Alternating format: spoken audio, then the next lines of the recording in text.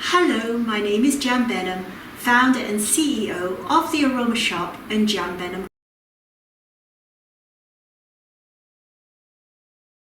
Cosmetics. Today I'm going to talk about some of my favorite oils and butters that I use in my skincare products. So I'm going to start off with the butter. My favorite butter that I like to use is Shea butter. It's also known as African Karit butter and is derived from the pits of the fruit of the African butter tree, which grows in Central Africa. So what this butter does is extremely useful in wintertime, in creams that are good for dry skin. When you are looking, a word of warning, when you're looking for a good shea butter for your skin, make sure that it's not gritty. So a lot of shea butter comes, it's not been refined at all, so it's very important that it is refined naturally. So you don't want it being refined with chemicals. And the reason for this is when you just buy shea butter raw off the marketplace, especially in Ghana where I was once, it is very gritty on the skin. It doesn't have a very nice feel. Now that's okay to a certain extent, but it also has a lot of dirt in it as well. So you want to make sure that it is clean, it's refined. You can get it naturally bleached as well by the sun as opposed to being bleached by chemicals. Now where I use this for, it's very useful for, it soothes and softens dry chapped skin, and it's also very nourishing, so very useful in the lips, on your feet, and you can use it as is. Or you can add it to your creams when you're making a cream from scratch. Where I use it a lot, I use it in my lip as one of the ingredients in my lipsticks, and also in lip balms and in ointments. So it gives a nice, when it's a refined shea butter that is naturally refined, it's superb for dry, cracked skin. And it's winter time here, so it's really nice at this time of year. So that is shea butter. Now, going on to oils, and I'm just going to look at my oils up here. Now, one of my oils that I do love to use is rosehip oil. And let me find it. Oh yeah, this is rosehip oil. And it's obviously from the rosebud. It's from the fruit of the rosebud. And what's superb about this is it's a superb tissue regenerator. Excellent for mature skin. It's very effective on scars, wounds, burns, including sunburn, eczema, and of course aging. Now, it's quite expensive to use, to buy. But what you can do, you can use as is, like use it like a serum. You could even put it into a roller bottle and roll it on around the areas that you think could use some help.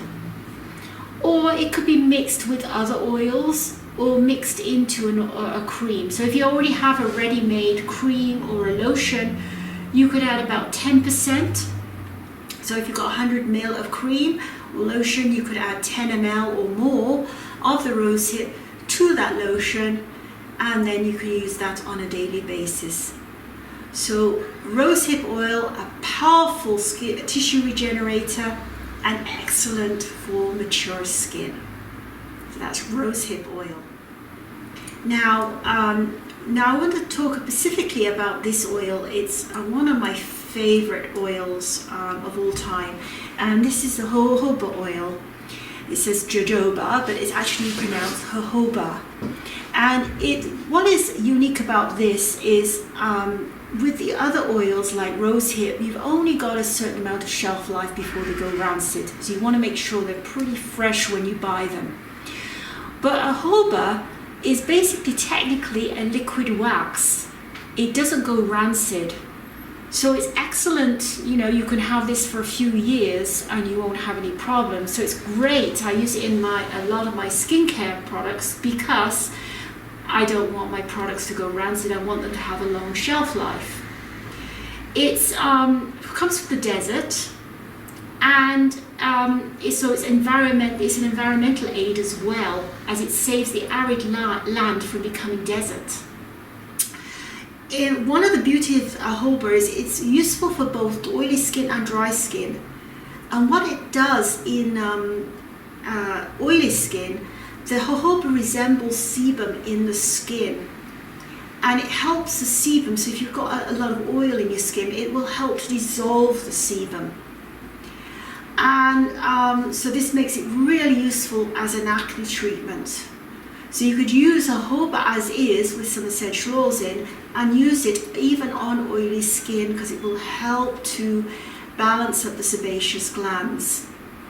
It's useful for all skin types and very great for eczema and psoriasis. What's interesting about the jojoba is at a certain temperature it does go firm. So if I put this in the fridge, it would actually go solid. It's kind of interesting. It's got no odor and doesn't have much color, which also makes it great for use in the making of your own natural perfume. It's non-greasy, although it's oily, it's really non-greasy. So this has to be in my top. I'm doing deliberately 6 oils today, and this is in my top 6. And it can be used 100%, and it's excellent if you're making your own products and your own creams and lotions to add this to it. That's jojoba. Now the next one, going along on the acne side of things, is I'm going to talk about hazelnut oil. And one of the reasons why excuse me, I'm just looking to see, I've got my notes here. I don't really need them, but it's useful to have, to read them a little bit. So what is useful about hazelnut oil is it's extremely light. And it feels like when you're putting on, it feels like you're putting on a serum. It's one of the few oils, along with jojoba, that you can use around the eyes without causing any puffiness. And it also reduces puffiness around the eyes as well. So it makes it a great oil, or you could use it like a serum almost, and use it around the eyes. It's very effective on acne and beneficial for oily and combination skins. And it quickly penetrates the skin as well, so it doesn't leave an oily skin, an oily feel on the skin. Also, if you want to make an oil blend for your body, say for example you've got a little bit of cellulite, this is also a very good oil to use to rub on at night. So you might want to mix, say, some oils such as cypress and lemon and grapefruit into the hazelnut oil, and then you can apply that daily, say around where the cellulite is on your legs or your buttocks or whatever, and that will help the skin become more refined as well. So hazelnut oil is definitely up there, toning and penetrating the layer, and also it's quite a nice aroma to it as well. But just remember, it's only got a shelf life of about, I would say about a year from when you buy it. Now, for dry skin, I have deliberately brought out 2 oils here.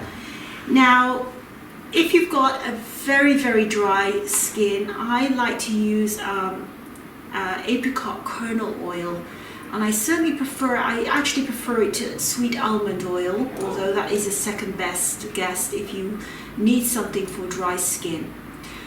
So this is probably my top choice for dry skin, and I used to use this a lot in my, I'm just getting there now with my notes. There we go. It's also very light and easily absorbed into the skin.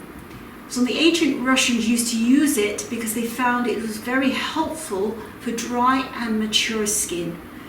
So often what I used to do is I used to make 2 types of creams when I used to make products. I used to make one with apricot kernel oil for dry skin and one with jojoba oil for oily skin. So great for helping to alleviate, especially if you add a little bit of shea butter to it as well, or mix the 2 together. Very helpful for very dry skin. And the other one that's even more helpful is calendula oil. and calendula oil is actually a infused oil.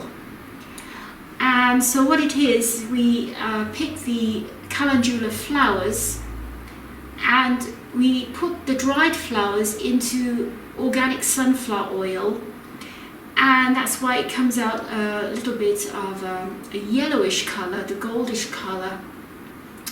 And this has been used for hundreds of years, especially in Europe and North America, in ointments, because it really helps with cracked and dry skin. It's also anti-inflammatory and helps soothing things like varicose veins, broken capillaries. It calms the skin down. So it's an infused plant extract basically in here, and superb healing power, superb on dry, cracked skin, which is prevalent this time of year.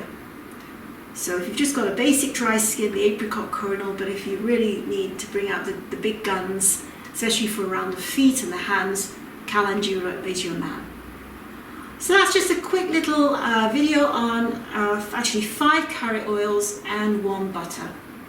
Some of my favorite carriers that I use. So this is Jam Venom from Jam Venom Cosmetics, and it's bye for now.